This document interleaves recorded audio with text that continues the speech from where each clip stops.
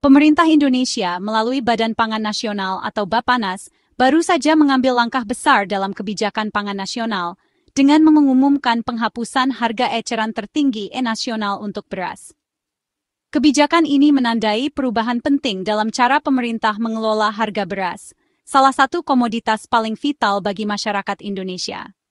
Selama bertahun-tahun, HET nasional telah menjadi acuan harga beras di seluruh negeri, namun seringkali menimbulkan tantangan tersendiri, terutama di wilayah-wilayah yang memiliki kondisi geografis dan ekonomi yang sangat beragam. Sebagai pengganti HET nasional, pemerintah akan menerapkan sistem harga zonasi. Sistem ini memungkinkan penyesuaian harga beras di setiap wilayah, berdasarkan kondisi lokal seperti biaya distribusi, infrastruktur, dan daya beli masyarakat. Dengan pendekatan zonasi, harga beras di Papua misalnya, tidak lagi harus sama dengan di Jawa, sehingga lebih realistis dan adil bagi semua pihak. Selama ini, penerapan HET nasional kerap menemui kendala di daerah-daerah terpencil dan kepulauan, di mana biaya logistik dan transportasi sangat tinggi.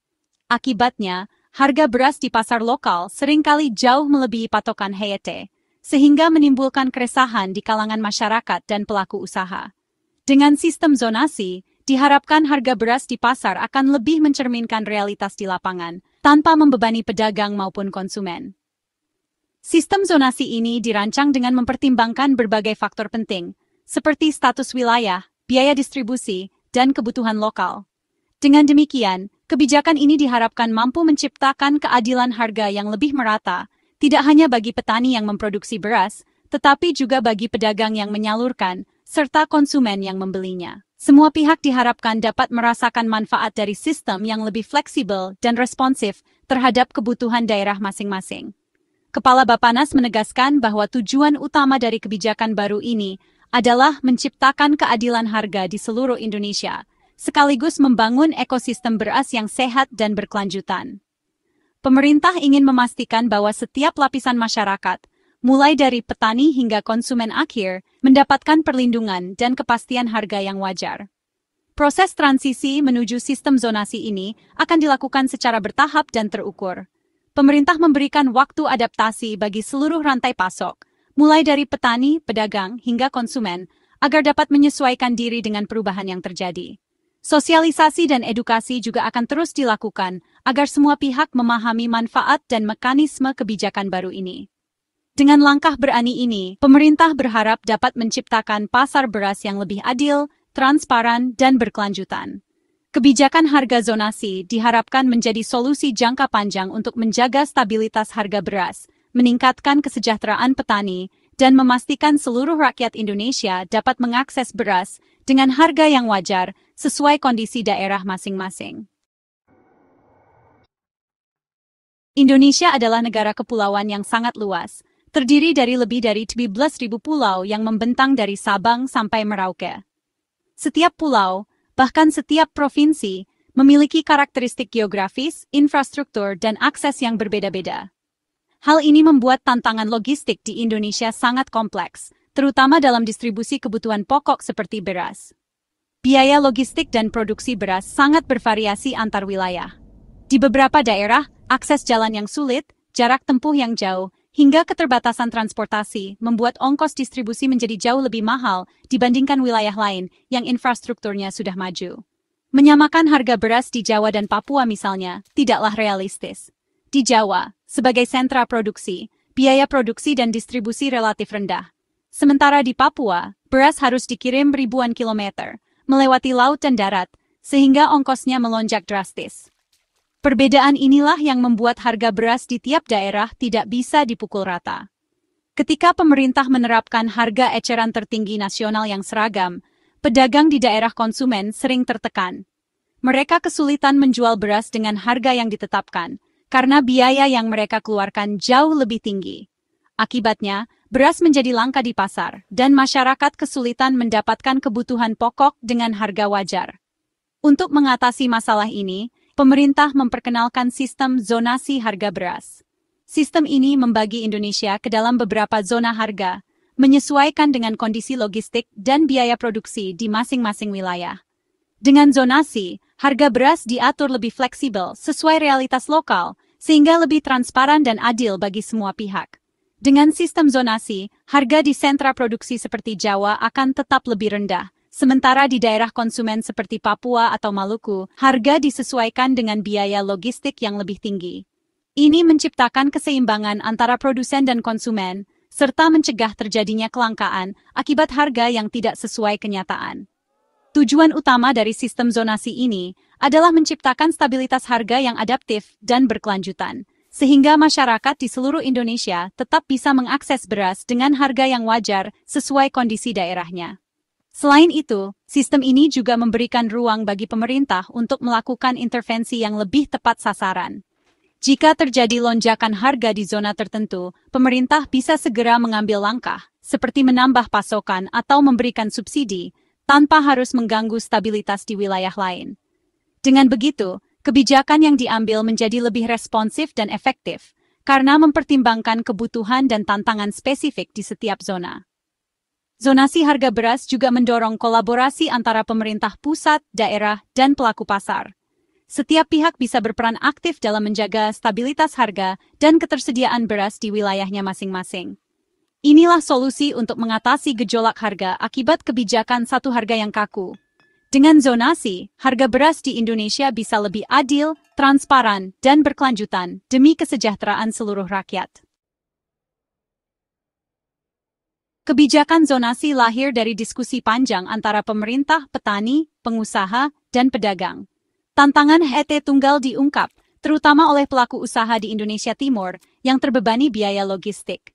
Presiden Prabowo menekankan pentingnya melindungi petani dengan harga gabah minimal 6.500 per kilogram sebagai dasar harga beras. Proses partisipatif ini memastikan kebijakan baru mengakomodasi aspirasi semua pihak. Bappenas merumuskan skema zonasi yang adil dan berkelanjutan, lalu diajukan ke kementerian terkait. Tujuannya implementasi kebijakan yang efektif dan diterima luas. Perubahan ke sistem zonasi dilakukan bertahap melalui masa transisi. Pemerintah gencar melakukan sosialisasi agar semua pihak memahami mekanisme baru. Masa transisi memberi waktu adaptasi bagi petani, pedagang, dan konsumen. Pemerintah menyeimbangkan kebutuhan adaptasi dengan urgensi stabilisasi harga. Skenario implementasi disiapkan sesuai kondisi pasar. Masa transisi adalah fase krusial untuk menyempurnakan aturan dan strategi bisnis. Keberhasilan transisi akan menjadi fondasi stabilitas harga beras nasional. Sistem zonasi hanya mengatur harga beras reguler, bukan semua jenis beras. Beras reguler adalah konsumsi utama masyarakat, sehingga pengendalian harganya vital untuk ketahanan pangan. Standar mutu beras reguler diatur jelas, termasuk derajat sosoh dan kadar air.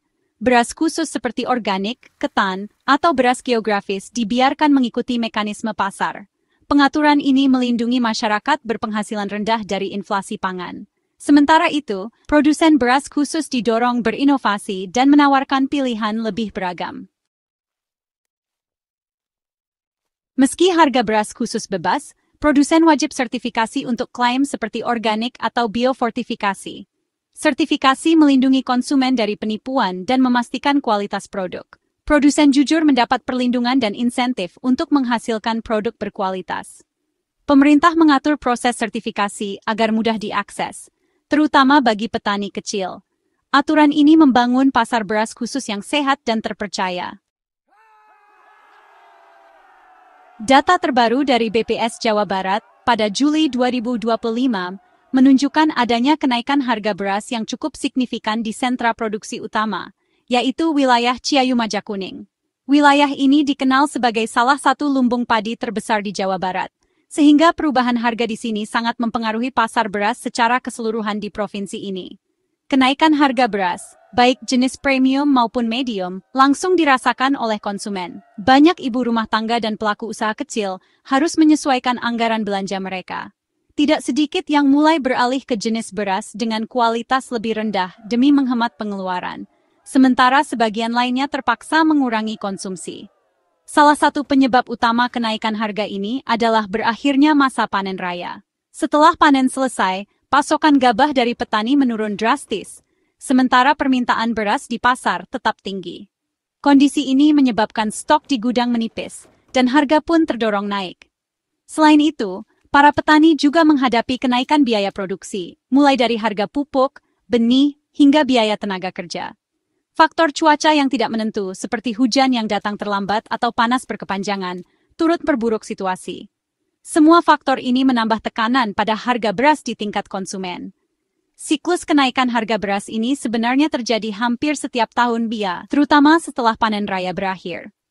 Namun, kebijakan harga eceran tertinggi nasional yang cenderung kaku seringkali tidak mampu mengatasi dinamika pasar di tingkat lokal, sehingga harga tetap sulit dikendalikan.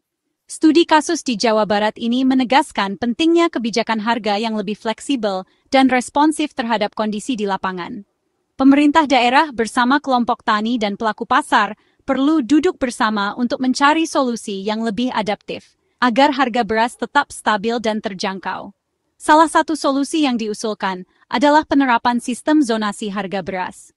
Dengan sistem ini, harga beras dapat disesuaikan dengan kondisi dan kebutuhan di masing-masing wilayah, sehingga diharapkan mampu merespons dinamika pasar dengan lebih baik dan melindungi konsumen serta petani secara bersamaan.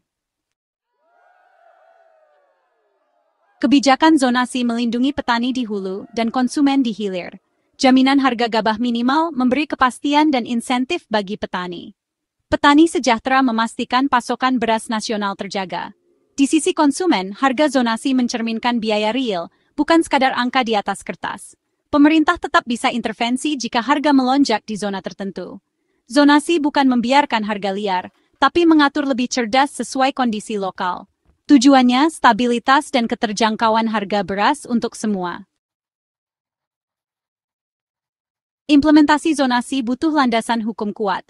Bappenas merevisi 2 peraturan utama, klasifikasi mutu beras dan dasar hukum HT. Standar mutu dan mekanisme harga per zona akan diperjelas dalam aturan baru.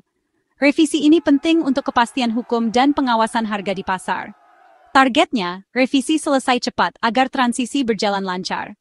Setelah diundangkan, sosialisasi dan implementasi bertahap dimulai. Dengan fondasi hukum yang kokoh, sistem zonasi diharapkan jadi solusi jangka panjang bagi ekosistem beras nasional.